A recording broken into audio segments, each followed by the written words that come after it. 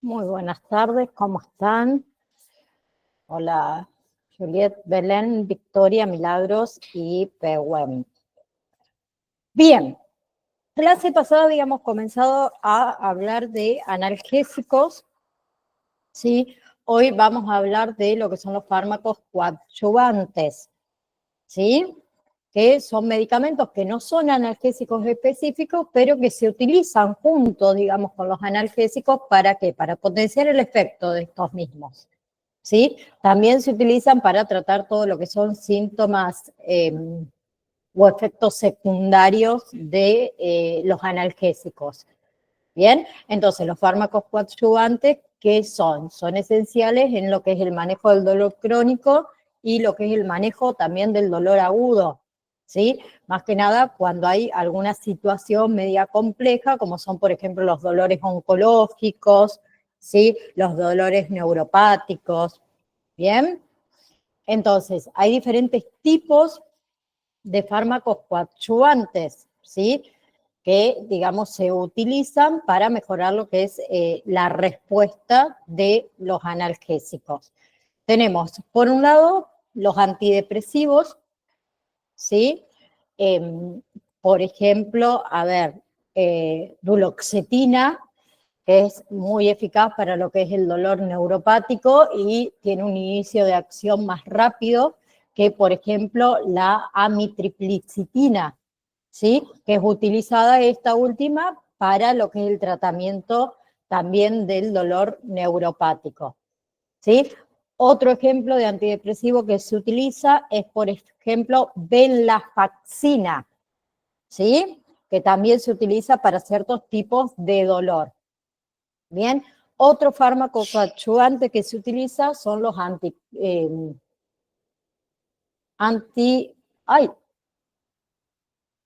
anticonvulsivos, ahí está, se me había ido la palabra, perdón. Que también se utilizan para lo que es el dolor neuropático y los corticoides son otros, ¿sí? Que también se utiliza para el tratamiento del dolor compresivo, ¿sí? Por ejemplo, estos dolores, digamos, causados por un crecimiento directo de un tumor.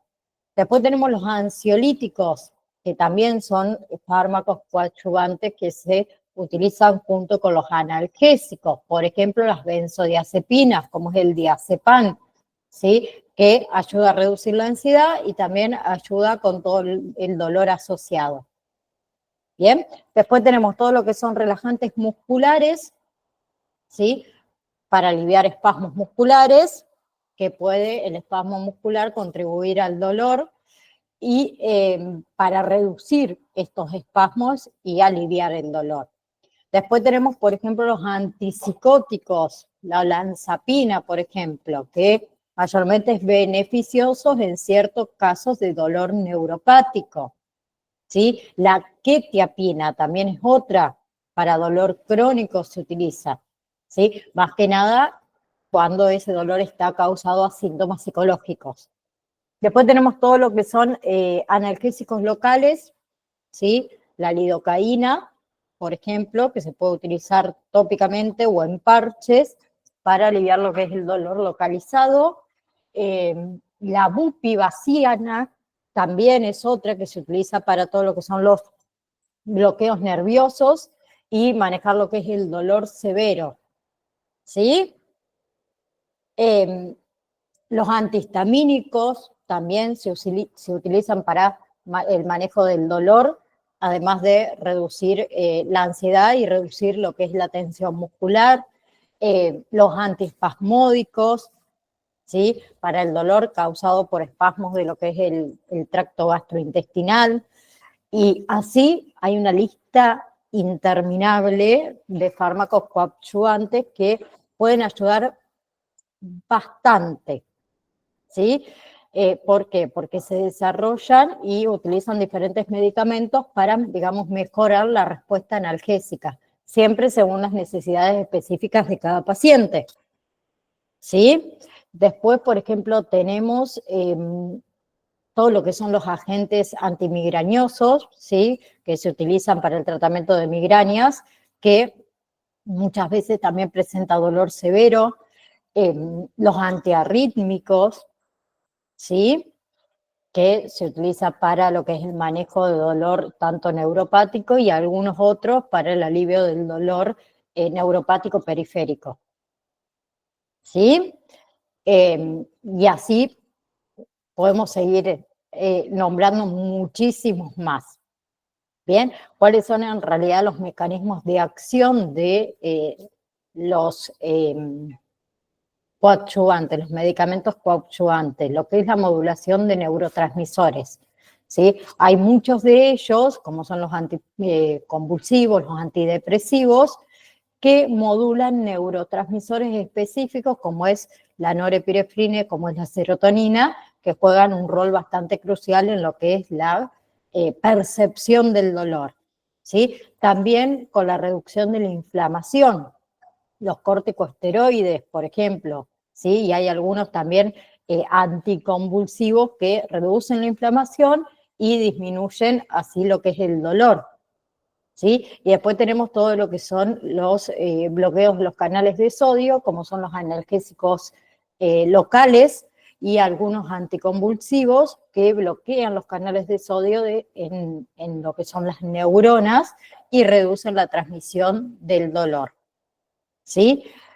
Como todo fármaco, los fármacos coadyuvantes también hay que tener consideraciones en lo que es su uso, ¿sí? Los efectos secundarios, por ejemplo. Bien, cada tipo tiene su propio perfil de efectos secundarios.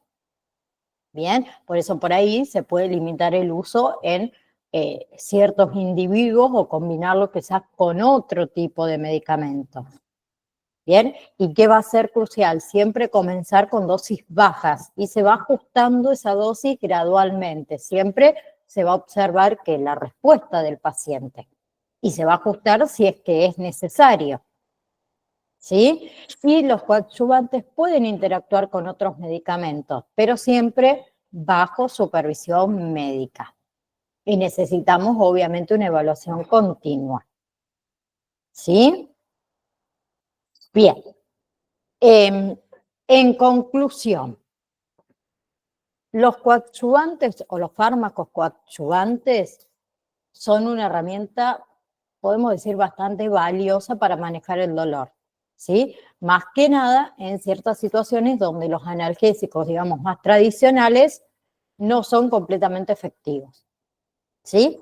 El uso, obviamente, necesita un enfoque individualizado y se necesita sí o sí también un monitoreo constante, ¿sí? Para minimizar los riesgos y obviamente para también maximizar todo lo que son los beneficios, ¿sí? Bien, y tenemos coadyuvantes analgésicos, que son fármacos que no tienen una acción analgésica propia, pero administrado con analgésicos convencionales, contribuye a disminuir, digamos, el dolor por otro mecanismo, como son los corticoides. ¿Sí? Bien, entonces, los coadyuvantes son fármacos sin acción analgésica propia, pero que contribuyen a, a disminuir el dolor, ¿sí? Y mejorar, obviamente, así también la calidad de vida, ¿sí? Por otro lado, tenemos los grupos de antibióticos, ¿sí? Vamos a ir uno por uno desmenuzando un poquito, ¿sí? Principales grupos de antibióticos, ¿sí? Comenzando por los aminoglucósidos, que se abrevia con la sigla AMG, ¿bien? Que son un grupo de antibióticos que tiene un espectro bastante amplio que actúan inhibiendo la síntesis proteica, ¿sí? El uso clínico de los aminoglucósidos se comenzó a usar en el año 1944, ¿sí? Entonces tenemos aminoglucósidos orales, ¿sí? Como es la neomicina, que se utilizan en la descontaminación, podemos decir, digestiva en la cirugía de colon. ¿sí? También se utiliza los aminoglucósidos orales, como es la neomicina, para profilaxis, ¿sí? Por ejemplo, las personas que tienen endocarditis, ¿sí? En pacientes, digamos, que tienen un alto riesgo, ¿sí? Tras ciertos procedimientos genitourinarios y también gastrointestinales, ¿sí? Que se combina en realidad gentamicina más ampicilina o vancomicina, ¿sí? Después en profilaxis, en cirugías, en otros casos se utiliza gentamicina más vancomicina y todo lo que es el uso, digamos, terapéuticos, eh, más que nada se utiliza para todo lo que son infecciones graves por enterococos, estreptococos, ¿sí? Y generalmente se utiliza asociado con otro tipo de medicamentos, los aminoglucósidos, ¿sí? De antibióticos, más que nada, para no decir medicamentos en general. Bien, entonces una sustancia que en realidad combate muchos tipos de bacterias, ¿sí? Incluimos estreptomicina, gentamicina, neomicina, bien, todo para tratar infecciones bacterianas, ¿sí? En infecciones, por ejemplo, respiratorias, no son la primera línea que se utiliza, ¿sí? Bien. También se utiliza, por ejemplo, para lo que es otitis externa, ¿sí? También se utiliza para lo que es la meningitis postquirúrgica, ¿sí? El uso, obviamente, ahí es un poco más restringido porque hay otras alternativas un poquito más, digamos, adecuadas para utilizar, pero eso lo va a ver, obviamente, el médico, ¿sí? Y, por ejemplo, la gentamicina es usada en lo que es listeriosis graves. ¿Bien? Entonces, entre los aminoglucósidos tenemos, por ejemplo, amicacina, perdón, neomicina, canimicina, gentamicina, trabomicina, ¿sí? Estreptomicina. Por otro lado, podemos nombrar plazomicina, ¿sí? Son todos ejemplos de aminoglucósidos, ¿sí? Bien, entre los efectos adversos generales de los aminoglucósidos tenemos que causan toxicidad renal, ¿sí? Que muchas veces esa toxicidad renal es irreversible, toxicidad también auditiva, que también muchas veces es irreversible, y todo lo que es prolongación de los efectos de los bloqueantes neuromusculares. ¿Bien? Bien, y muchas veces también causa lo que es vértigo y ataxia. Y entre los factores de riesgo para la toxicidad, tanto renal como auditiva, son las dosis frecuentes o las dosis muy altas de estos medicamentos, las concentraciones en sangre por ahí muy elevadas del fármaco, ¿sí? La larga duración de esa terapia, sí, esa terapia conlleva más de 3 días, por ejemplo, la edad avanzada es otro factor de riesgo, ni hablemos de un individuo que tiene trastorno renal preexistente, ¿sí? Y otro factor de riesgo para la toxicidad, tanto renal como auditiva, es la administración conjunta de vancomicina, ¿sí? Ciclosporina también y anfetoricina B, ¿sí? Es otro. Luego tenemos todo lo que son los beta-lactámicos, ¿sí? Los antibióticos beta-lactámicos, ¿bien? Que también es una clase de antibióticos derivados de la penicilina, de la cefalosporina, eh, carbapenem también es otro, son un grupo mucho más amplio eh, que se utiliza más ampliamente, valga la redundancia, entre los antibióticos disponibles. La penicilina es uno, ¿sí?, que actúa contra bacterias, impide la formación normal de la pared celular. Es el primer antibiótico, acuérdense, que se descubrió y sigue siendo muy eficaz en ciertos tipos de bacterias, no en todos, ¿sí?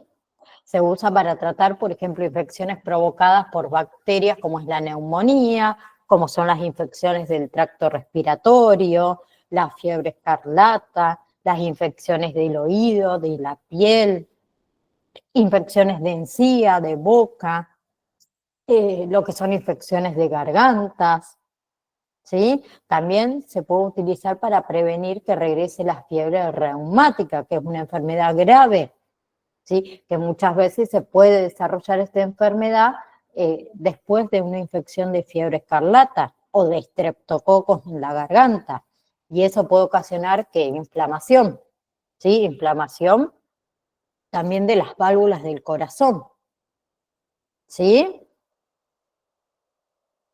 Bien, entonces, ¿cómo funcionan las penicilinas? Matando las bacterias, ¿sí? Tenemos, por ejemplo, la penicilina B, ¿sí?, potásica, perdón, que se utiliza también para tratar infecciones de la piel causadas por anthrax, ¿sí? Y se usa algunas veces con otro tipo de medicamento para tratar difteria. Difteria es una enfermedad grave que causa problemas para respirar, ¿sí? Bien, entre los efectos secundarios más frecuentes tenemos la parte dermatológica, ¿sí? Erupciones en la piel, ¿sí? Puritos, ¿bien? Pero también puede causar efectos secundarios gastrointestinales, o sea, diarreas, náuseas, vómitos, ¿sí? Que eso puede ser bastante intenso, ¿sí? Efectos secundarios sanguíneos también, que puede dar lugar, por ejemplo, a la neuropenia, que en realidad es la disminución de los glóbulos blancos, o la leucopenia, la disminución de los leucocitos, ¿sí? Puede causar también anemia hemolítica, ¿sí? La anemia por destrucción de los glóbulos rojos, ¿bien? También puede causar trombocitopenia, que es la disminución de las plaquetas. Bien, entonces, entre los efectos secundarios más comunes, diarrea, náuseas, vómitos, dolor abdominal, ¿sí? Y erupciones, todo lo que son sarpullidos, urticaria, picazón, ronquera, sibilancia, por ejemplo, dificultad para tragar o dificultad para respirar, ¿sí? Inflamación en la garganta, en la lengua, en los labios. También puede causar dolor de articulaciones, ¿sí? Dolor de garganta, fiebre, escalofríos, ¿sí? Síntomas de infección. Y todo lo que son diarreas intensas, ¿sí? Heces líquidas o heces también con sangre, que puede ocurrir esto si, con fiebre o sin fiebre, ¿sí? Y también puede tener calambres estomacales. Bien, todos estos medicamentos, la penicilina, como todos, manténganlo siempre en su envase original, ¿sí? Si se puede estar cerrado herméticamente, mejor. Si puede estar fuera del alcance de los niños, ni hablemos, ¿sí? Todo lo que son tabletas en temperatura ambiente, lejos del exceso de calor, no lo pongan arriba de, por ejemplo, a ver ¿cómo se llama? El extractor, lejos de la humedad, no en el baño, no en la heladera, ¿sí? Lo que son soluciones, sí, en el refrigerador, en la heladera, cerrado herméticamente, ¿sí? Bien, no congelarlo, obviamente. Bien, otra cosa de las penicilinas, ¿sí? no deben ser usadas de forma indiscriminada en las mujeres, ¿sí? Y sí se puede usar en lo que es el tratamiento de sífilis, que es detectado durante el embarazo, pero las mujeres embarazadas se trata de no utilizar excepto que el médico indique lo contrario. ¿Sí? La penicilina también pasa a la leche materna, ¿sí? Entonces puede originar sensibilización, erupciones cutáneas y diarreas al bebé. Bien, entonces hay que tenerlo en cuenta a eso. ¿Sí? Bien, luego tenemos las cefalosporinas, ¿sí? Que son antibióticos beta-lactámicos, son muy parecidos a las penicilinas, que actúan inhibiendo la síntesis de la pared celular bacteriana. ¿Sí? Bien. Las cefalosporinas se pueden clasificar según su generación. ¿Sí? Entonces, ¿qué pasa? Los miembros de una generación comparten una actividad bacteriana muy similar. Por ejemplo, tenemos las cefalosporinas de primera generación, ¿sí? Que son para administración oral y para administración parenteral. ¿Sí? Como es, por ejemplo, la cefalexina. ¿Sí? Por ejemplo, como es la cefadroxilo, ¿sí? O la cefadrina también. Bien, tenemos otra que es la cefradina, ¿sí? Esas son todas de primera generación. Después tenemos las cefalosporinas de segunda generación, ¿sí? ¿Qué hace la de segunda generación? Ofrece una cobertura mucho mayor que a las de primera generación, ¿sí? Bien, entonces tenemos tantos que se pueden utilizar oral o parenterales. Bien, la de segunda generación, por ejemplo, en cefalosporinas de segunda generación oral tenemos cefaclor, ¿sí? O cefproxil. Y cefalosporinas de segunda generación parenterales tenemos, por ejemplo, ceforidina, ¿sí? O, por ejemplo, tenemos cefamandol, también es conocidísima, ¿sí? La cefoxitina también es conocida. Después también tenemos las cefalosporinas de tercera generación, ¿sí? Que suelen ser mucho más eficientes. Bien, más que nada a lo que son los cocos gram positivos y los bacilos gram negativos. ¿Sí? Son obviamente mucho mejores que las de primera y de la segunda generación. Entre estas tenemos tanto parenterales también como orales. ¿Sí? Bien, entre las parenterales tenemos, por ejemplo, Maxolectam, ¿sí? Y entre las orales tenemos Cefdinin, ¿sí? Después tenemos la de cuarta generación, ¿sí? Que se incluye lo que es la cefepime y la cefpirone, ¿sí? Que las dos se administran parenteral. Bien.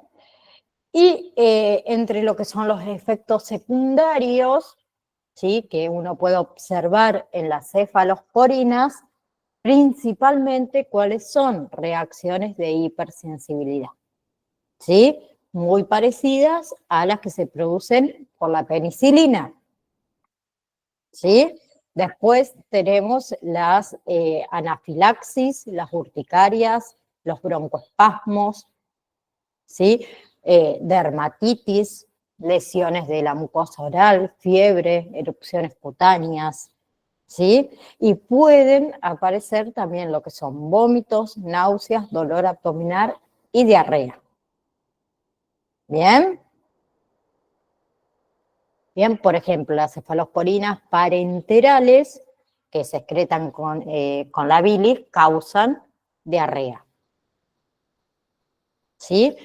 Por otro lado tenemos los monobactámicos, ¿sí? Que son también antibióticos bactericidas, parenterales, los beta-lactámicos, como es el Aztreonam, ¿sí? Que es actualmente el único monobactámico que está disponible.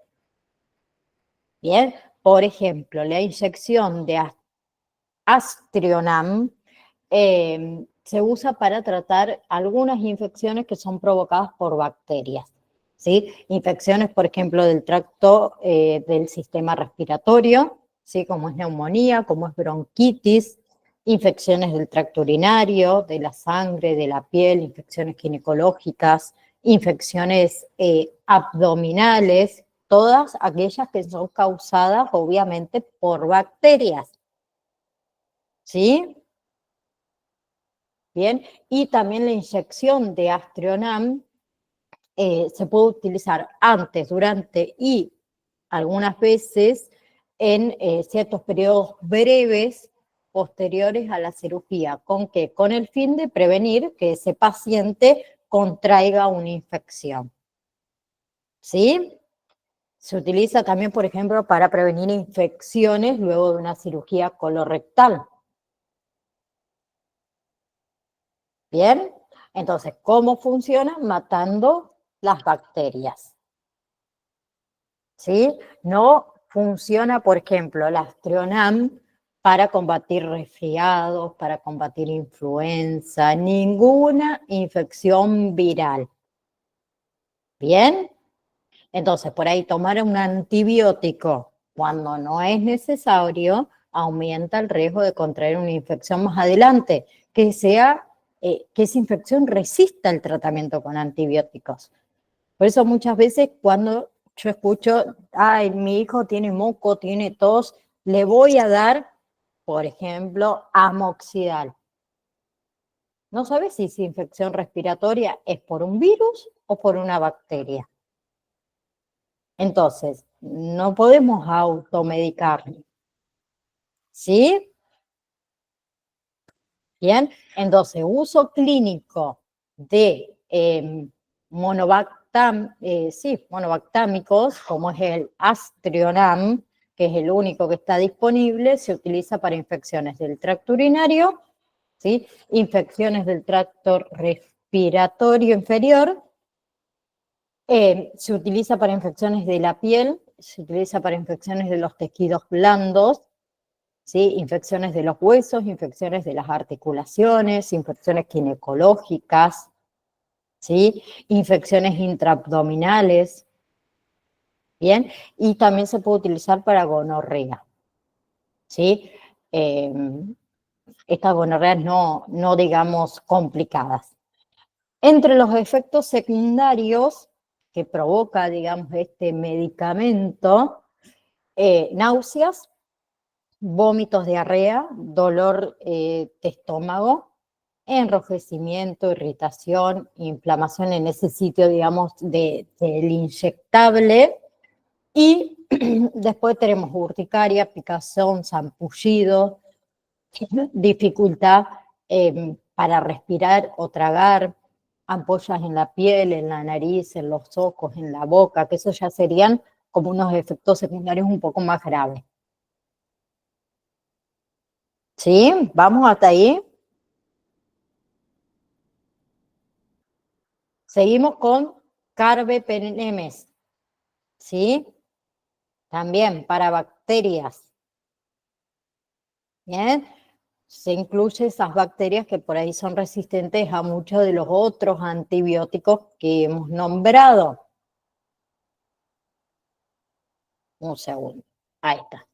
Bien, entonces los carbapenémicos, ¿sí? Es una subclase, digamos, de antibióticos, ¿sí? Que son los antibióticos beta-lactámicos, ¿sí? Los antibióticos beta-lactámicos, que también excluyen las cefalosporinas, los monobactámicos y lo que son las penicilinas, acá tenemos los fármacos carbapenémicos, ¿sí? Que también tienen un amplio aspecto. Son eficientes, digamos, frente a muchos tipos de bacterias. Bien. Entre ellos, ¿cuál tenemos? Doripenem, ¿sí? Ertapenem, también es otro. Meropenem es otro. Imipenem, también es otro que se utiliza, por ejemplo, para lo que es neumonía. ¿Qué causa? Efectos secundarios, náuseas, vómitos, diarrea, estreñimiento, dolor de cabeza, mareos, dolor de estómago, tos, fiebre, confusión, dificultad para conciliar el sueño, ¿sí? En el sitio de la inyección, irritación o enrojecimiento, hinchazón, ardón, picazón o irritación de la vagina, hinchazón en las manos, hinchazón en los pies, en los tobillos, ¿sí? Y los más graves, hablamos de urticaria, zampullido, dificultad para tragar, ritmo cardíaco acelerado o irregular, falta de aliento, dolor en el pecho, piel pálida, cansancio, ¿sí? Convulsiones. Bien. Luego tenemos todo lo que son los inhibidores de la beta-lactamasa, ¿sí? Que son antimicrobianos beta-lactámicos, que son bastante sencillos, que actualmente existen 3, que ahora cuando se los nombro van a saber de lo que estoy hablando, cuáles son esos 3 que existen comercialmente, que están disponibles: ácido clavulánico, ¿sí? Sulbactam, perdón, y tazobactam, ¿sí? Que los inhibidores de la beta-lactamasa adquieren en realidad un valor terapéutico si se lo combina con otro beta-lactámico, como es la amoxicilina, como es la ampicilina, como es la ticarciclina, como es la piperaciclina, ¿sí? Y esto seguro que lo conocen: amoxicilina clavulánico, amoxicilina sulbactam, ampicilina sulbactam, piperaciclina tazobactam. ¿Sí? Por ejemplo, todo lo que es amoxicilina clavulánico se utiliza para infecciones respiratorias altas. ¿Sí? Después tenemos amoxicilina sulbactam para infecciones respiratorias bajas. Después tenemos ampicilina sulbactam para infecciones de la piel, infecciones de los tejidos blandos, infecciones urinarias, infecciones intraabdominales, infecciones quínicos-tetras, ¿sí? Después el otro que yo le nombré era piperaciclina tazobactam, que se utiliza para neumonía, ¿sí? Infecciones intraabdominales, infecciones complicadas de la piel y de todas las partes blandas, infecciones hospitalarias, infecciones ginecológicas postparto. ¿Sí? Bien. Después tenemos todo lo que son los anfenicoles, ¿sí? Que también se conoce como fenicoles, ¿bien? Que son un grupo de antibióticos bacteriostáticos, ¿sí? Por ejemplo, ahí podemos hablar del cloranfenicol. También el otro es el tianfenicol. Otro es el acidanfenicol, ¿sí? El cloranfenicol se utiliza para infecciones obviamente causadas por bacterias, ¿sí? El uso clínico que tiene se reserva para todo lo que son infecciones potencialmente mortales: fiebre tifoidea, meningitis, neumonía, abscesos cerebrales, ¿sí? Después viene también, eso es de uso sistémico. Después viene el uso tópico. ¿Para qué se utiliza? Para infecciones del ojo, ¿sí? Infecciones conjuntivas o infecciones de la córnea, ¿sí? Bien, entonces vienen 2 versiones excipientes: solución oral, ¿sí? Y colirios. Bien, ácido bórico, borato de sodio, agua destilada, ¿sí? Entre los efectos secundarios, náuseas, vómitos, diarreas, confusión, ¿sí? Llagas en la boca o en la lengua, dolor de cabeza, depresión y efectos secundarios más graves, urticaria, sarpullido, picazón, dificultad para tragar, debilidad o dolores musculares, sudoración, lo que son espasmos estomacales, ¿sí? Ronquera, dificultad para tragar, no sé si lo dije, o para respirar, ¿sí? Eh, Dolor al mover los ojos, cambios repentinos de la visión, sensación de entumecimiento, de hormigueo, ¿sí? En los brazos o en la pierna, ¿sí? Después tenemos todo lo que son los glucopéptidos, ¿bien? Que está disponible en lo que es la medicina clínica, como es la vancomicina y la teicoplanin, ¿sí? Bien. Los antibióticos, entonces, estos glucopéptidos, vancomicina, teocoplanina, son inhibidores de la síntesis de la pared celular bacteriana, ¿sí? Y se utilizan como último recurso en infecciones graves, ¿sí? Bien, todo lo que son los efectos secundarios difieren en cuanto a la frecuencia y a la gravedad, ¿bien? Pero son los más frecuentes es, por ejemplo, hipotensión, ¿sí? Después, todas anomalías en lo que es las células, la línea, perdón, celular sanguínea, ¿bien? Anafilaxias es otro, obviamente, que todos los medicamentos por ahí, uno puede ser alérgico, reacciones de hipersensibilidad, ¿sí? Eh, Se suelen administrar por vía parenteral, por ejemplo, la vancomicina intravenosa, está indicada, como le dije antes, para infecciones graves, endocarditis, neumonía, ¿sí? Efectos secundarios, anafilaxias, reacciones de hipersensibilidad, síndrome del hombre rojo, que está relacionado con la infusión rápida,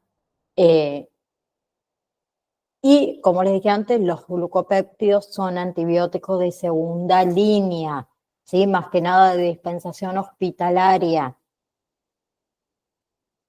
¿ok? Si se administra es bajo estrecha vigilancia, ¿sí? Porque por la toxicidad, ¿sí?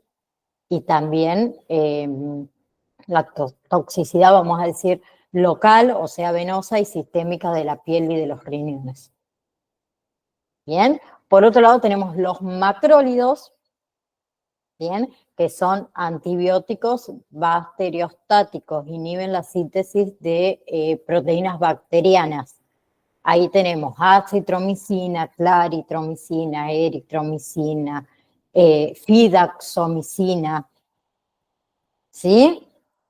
Bien, los macrólidos en realidad están contraindicados solamente en los pacientes que tuvieron reacciones alérgicas, ¿sí? Bien, y mayormente quienes tomamos macrólidos, los que somos alérgicos, me incluyo a las penicilinas, ¿sí? Entonces tenemos la acitromicina por un lado, que se utiliza para bronquitis, para neumonías, para enfermedades de transmisión sexual, se utiliza para infecciones de oídos, de pulmones, de piel, de garganta, de los órganos reproductivos, de los senos nasales, y a veces se utiliza la citromicina para tratar infecciones por Helicobacter pylori, también para lo que es la diarrea del viajero, ¿sí? Infecciones gastrointestinales, ¿sí? Enfermedad, por ejemplo, del legionario, ¿sí? Que es un tipo de infección pulmonar, se utiliza para la tosferina, ¿sí? La tos convulsiva, ¿bien? Se utiliza para la enfermedad de Lyme, ¿sí? Que es una infección que puede desarrollarse tras la picadura de las garrapatas. Bien. ¿Cuáles son los efectos secundarios de la acitromicina? Náuseas, diarrea, vómitos, dolor de estómago, dolor de cabeza. Los más graves, sarpullido, puede ir con fiebre o sin fiebre, ampollas, mareos, desmayos, ritmo cardíaco irregular, fuerte, rápido, picazón urticaria, ¿sí? Inflamación del rostro, de la garganta, la lengua, los labios, los ojos. Bien. Vómitos, no sé si le dije, y que las diarreas obviamente pueden ser con sangre o sin sangre, pueden causar también falta de energía, ¿sí? Síntomas muy similares a la gripe, orina oscura, ¿sí? Por otro lado tenemos claritromicina, ¿sí? También para infecciones bacterianas se utiliza neumonía, ¿sí? Bronquitis, infecciones de los oídos, infecciones de la piel, de la garganta, ¿sí? Algunas veces también para la enfermedad de Lyme se utiliza la claritromicina, la enfermedad de los legionarios, la tosferina también se utiliza a veces, ¿sí? Efectos secundarios de la claritromicina son más o menos los mismos: dolor de cabeza, cambio en el gusto. Esta trae gases, acidez estomacal, ¿sí? O dolor de estómago, diarrea, náuseas, vómitos, urticaria, sarpullido, picazón, ¿sí? También dolor en el pecho, dificultad para tragar, ¿sí? Bien. Y el que tiene alergia, obviamente inflamación en el rostro, garganta, ojos, labios, manos, pies, tobillos, ¿sí? Puede también ocasionar fiebre, ¿sí? Y pérdida de apetito. Bien. Por otro lado tenemos eritromicina, ¿sí? Que viene en cápsulas, en tabletas, en cápsulas de liberación retardada, ¿sí? En tabletas de liberación retardada, y también viene en suspensión oral, ¿sí? Bien, entre los efectos secundarios también de la eritromicina tenemos más o menos los mismos: dolor de estómago, molestia estomacal, pérdida del apetito, diarrea, vómito, sibilancias, orinas oscuras, heces pálidas, dificultad para tragar, para respirar, urticaria, sarpullido, picazón, diarreas muy intensas, ritmo cardíaco rápido o irregular, convulsiones, ¿sí? Mayormente la eritromicina, ¿sí?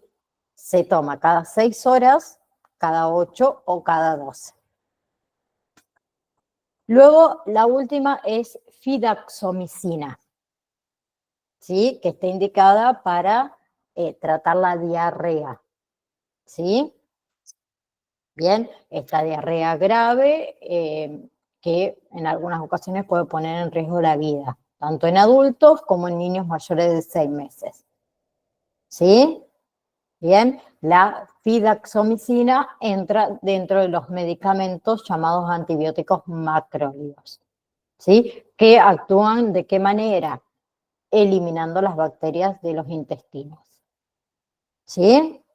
Bien, la fidaxomicina no trata infecciones en ninguna otra parte del cuerpo, ¿sí? O sea, no actúa para combatir resfriados, para combatir influenza, ninguna otra infección viral. Bien.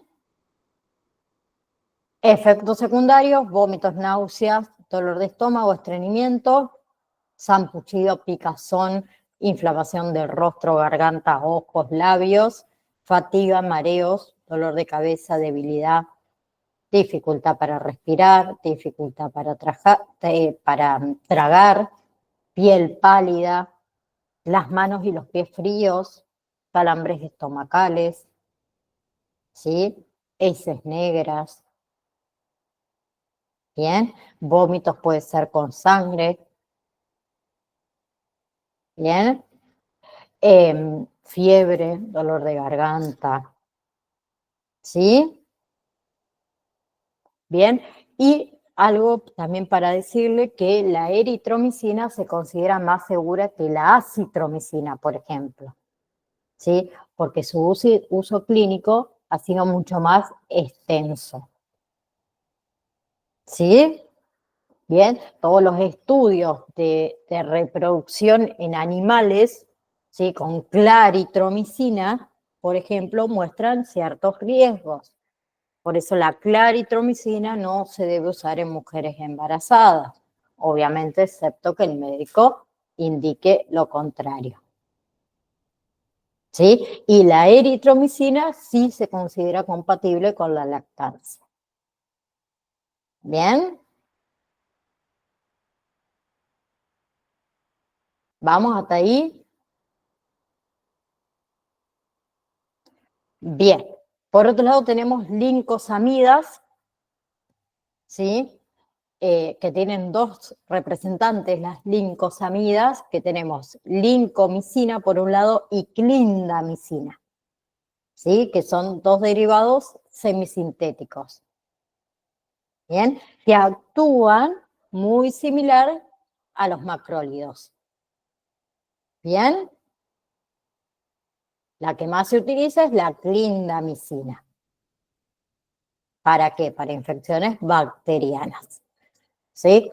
Incluimos infecciones de los pulmones, infecciones de la sangre, infecciones de la piel, infecciones de los órganos reproductivos de la mujer, ¿sí?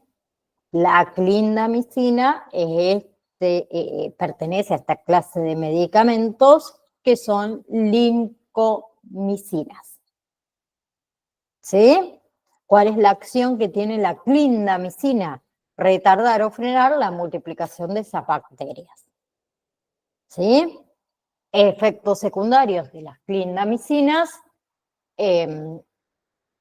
dolor al tragar, dolor en las articulaciones, un sabor desagradable, ¿sí? Como metálico en la boca, náuseas, vómitos, ¿sí? Picazón y también hinchazón de la vagina, sarpullidos, erupciones, urticarias, dificultad para tragar y respirar, ¿sí? Misión, que sería orín menos frecuente, coloración amarillenta en la piel y en los ojos, ¿sí? Bien, y obviamente va a estar contraindicado a personas que tienen antecedentes de hipersensibilidad a lincomicinas o clindamicinas. En aquellas personas también está contraindicado que padecieron meningitis, ¿sí?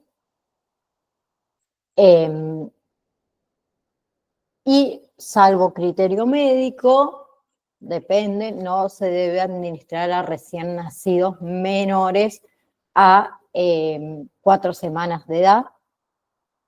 ¿Sí? ¿Por qué? Porque contiene alcohol bencílico.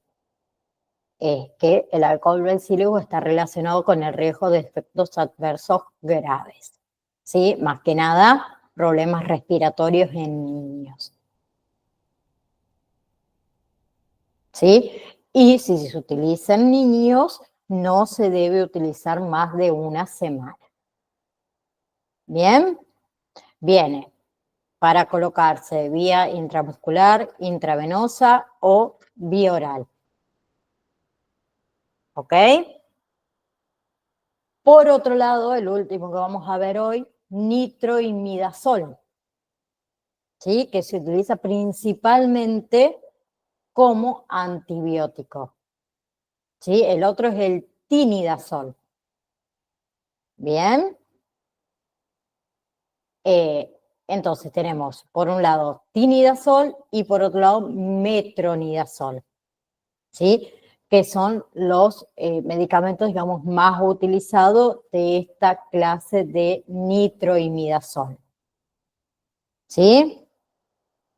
Bien, se utilizan para qué, por ejemplo, el metronidazol para tratar infecciones de aparato reproductor, de tracto gastrointestinal, infección de corazón, de los huesos, de las articulaciones, de la piel, los pulmones, infecciones de la sangre, del sistema nervioso, ¿sí? Para enfermedades de transmisión sexual. Y se usa para tratar en las mujeres vaginosis bacterianas, ¿sí? Que en realidad es una infección causada por un exceso de ciertos tipos de bacterias dañinas en las mujeres que tenemos en la vagina, obviamente. ¿Sí? Entonces tenemos el metronidazol, ¿sí? Que también pertenece a esta clase de nitroimidazoles. ¿Sí? Bien. Estos son antibióticos que no son efectivos para combatir resfriados, para combatir gripes, para combatir infecciones virales. ¿Ok? Efectos secundarios, boca seca, dolor de cabeza, cólicos estomacales, molestias estomacales, estreñimiento, diarrea, náuseas, vómitos, ¿sí? Sabor metálico, fuerte, desagradable, ¿bien? Puede traer sarpullidos, urticaria, picazón, convulsiones, entumecimiento, ¿sí? O dolor, ardor, hormigueo en manos y en pies, congestión nasal, dolor de garganta, ¿sí? Fiebre, mareos, confusión, problemas con la coordinación, dificultad para tragar, para hablar, ¿sí? Y por otro lado teníamos el tinidazol, ¿sí? Que se utiliza para una enfermedad de transmisión sexual que pueda afectar a hombres y a mujeres, ¿sí?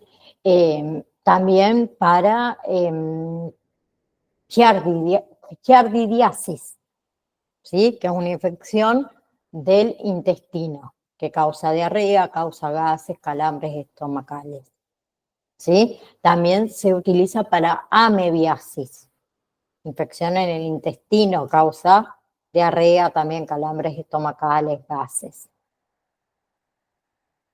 ¿sí? Se utiliza también tinidazol para tratar vaginosis, ¿sí? Bacteriana. Bien, y los efectos secundarios son más o menos lo mismo, solo que a este le agregamos pérdida de apetito, ¿sí? Cansancio o debilidad, ¿sí? Y ronquera. ¿Bien? Bien. Próxima clase tenemos que seguir con esto, déjenme anotarme, creo que no tengo acá justo una lapicera, a ver si acá atrás, un segundo, acá está. Eh,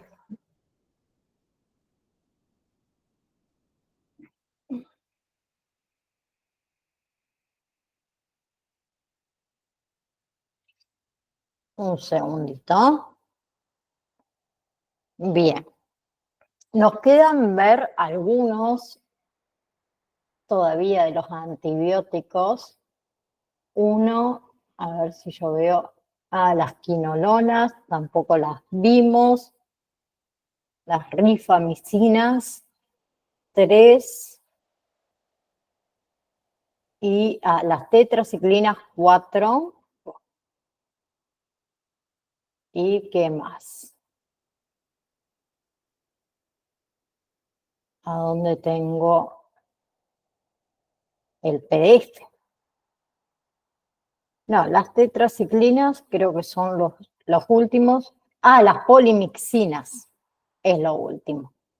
Bueno, clase que viene vamos a seguir con esto y por las dudas estoy abriendo obviamente el campus virtual. que yo creería que sí, que vamos a llegar. Para, así. Qué bien que anda internet. No me abre. Ahí está. Ahí me lo abre. Puede ser porque tengo muchas cosas también abiertas. Bien, entonces, próxima clase terminamos analgésicos, ¿sí? Y vamos a comenzar con antiinflamatorios. Bien, así que se descargan antiinflamatorios también, así la próxima clase podemos comenzar con eso. Recuerden que la semana que viene es la última semana que vamos a tener clase, después, bueno, tenemos las fiestas y en enero tenemos receso de vacaciones, así que la clase que viene va a ser la última de este mes y después nos vamos a volver a ver recién en febrero. ¿Pehuen? Hola, profe, buenas tardes, ¿qué tal? Buenas tardes. No quise interrumpir nunca su clase porque igual estuve escuchando atentamente. Mi duda era no respecto a la clase, sino con eso de cómo se iba a iniciar de vuelta las clases y o si se continuaba el quinto módulo, por ejemplo. No sé si estamos Nos- haciendo el tercero, ¿verdad? sí, nosotros cuando retomemos las clases seguimos con el tercer módulo. Ah, ok, ¿Sí? ok, ok. Ustedes comenzaron en septiembre. En Septiembre, septiembre, sí, octubre, noviembre, diciembre. sí, ¿Sí? Enero no hay clases, no lo contamos. ok. Febrero, marzo. En marzo recién terminan ustedes las clases. Cuarto módulo, bien, Julieta. Juliet, cuarto módulo, tiene razón, no estamos en el tercer módulo, estamos en el Ok. cuarto. Y Claro, nosotros estamos en la no, tercera, perdón, en la tercera validación, mejor dicho. claro, esa tienen Claro. habilitada 3, 4 y 5 de diciembre, fue habilitada, y ahora tienen el recuperatorio que va a ser el Mm. 10 y el 11 de diciembre. Pero seguramente que no van a tener validación del módulo 4 hasta que volvamos en febrero porque no terminamos el Ah, módulo buenísimo. 4. Y nosotros nos Este, vamos, perdón, ah, pero bueno, un segundo. Nosotros sí, nos vamos a volver a encontrar recién el 4 de febrero. ok. ¿Algo más? Buenísimo. Entonces, quedaría esta clase y la otra no, ya está, ¿verdad? Esta y la semana que viene. Claro, ahí está. Nada, Y esa después, era mi duda, profe. no, no, las vacaciones de enero les prometo que no le doy examen. Háganme ahora el Ah, examen de estrés, ¿no? Después disfruten las buen- fiestas, yo también quiero vacaciones. buenísimo, buenísimo. Bien, chicos, nos vemos la próxima clase. Les mando un beso enorme a cada uno de ustedes. Nos vemos, profe, buenas tardes.